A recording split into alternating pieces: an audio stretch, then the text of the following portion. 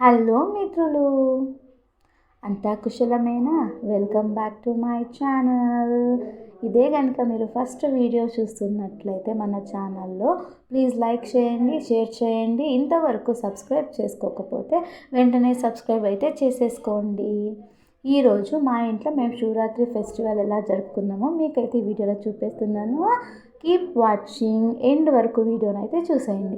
చూడండి, ఇలా అయితే సింపుల్గా ఎవ్రీ ఇయర్ మేము మా ఊర్లో అయితే జరుపుకుంటాం శివరాత్రి ఫెస్టివల్లో. సో ఎట్లా జరుపుకుంటున్నామంటే, ఇలా మా ఇంట్లో అయితే ఎక్కువ దేవుని ఫొటోసే ఉంటాయి. దానికైతే ఇలా హారాలు వేసేసాము. ఇంక పండగ అంటే అంతే కదండి, బాగా డెకరేషన్ అయితే చేసేసుకుంటాం సింపుల్గా ఉన్నంత వరకు.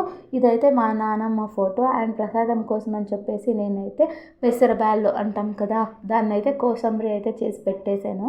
అండ్ చిన్నగా సింపుల్గా ఇలా అయితే మేము పూజ గదిలో కాకుండా హాల్లో అయితే పెట్టుకున్నాం. మేమైతే హాల్లోనే సెలబ్రేట్ చేస్తాము పూజ చేసేసి ఈ ఫెస్టివల్కి. అండ్ ముత్తైదు కోసం తాంబూలం అని చెప్పేసి ఆకు, వక్కలు, పూలు, పసుపు, కుంకుమ, ప్రసాదం అండ్ అలాగే మేము చేసుకున్న పచ్చి చెలిపిండి ఉండ్లు ఇవైతే రెడీ చేసి పెట్టుకునేసాము.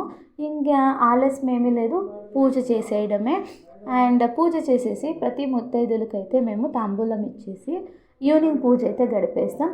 సో ఈ నైట్ ఏమైతే జాగరణం చేస్తామో ఆ జాగరణంలో మనమైతే వంటలు ప్రిపేర్ చేసుకొని అండ్ మార్నింగ్ అగైన్ పూజ చేసేసి మేమైతే అందరికీ పెట్టేస్తాం. ఇప్పుడు పూజ చేయడానికైతే మా నాన్న వచ్చేసాడు. మేమైతే ఏ పూజారిని పిలిపించలేదు. మేమే ఇంట్లో అయితే మా నాన్న లేదా మా తాత చేసేస్తారు పూజ.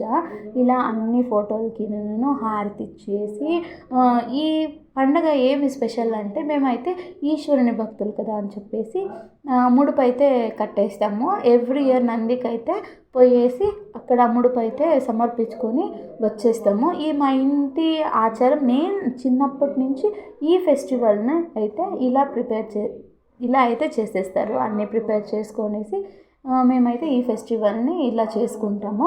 మరి మీ ఇంట్లో చేసుకుంటారా ఈ ఫెస్టివల్లో? చేసుకుంటే మాత్రం నాకైతే కామెంట్లో చెప్పేయండి. చూడండి, మా పప్పి అయితే ఎంత హుషారుగా తిరుగులాడుతుందో. దాని హుషారంతా ఏం తెలుసా, పూజ అయిపోతే ప్రసాదం చిక్కుతుంది కదా, అందుకని చెప్పేసి ఇలా అయితే మా నాన్న పూజ అయితే ముగిచ్చేశారు. అండ్ ఇప్పుడు కొడుతూ ఉంటారు కదా ఈ టెంకాయ కొట్టేసినాక ఇంకేమి కర్పూర మహారతి ఉంది కదా, కర్పూర మహారతి అయితే ఇల్లంతా వేసేస్తారు. అండ్ పూజ చేసినప్పుడు వచ్చిన వాళ్ళకైతే హారతి ఇచ్చేసి పూజ అయితే ముగిచ్చేసుకుందాం.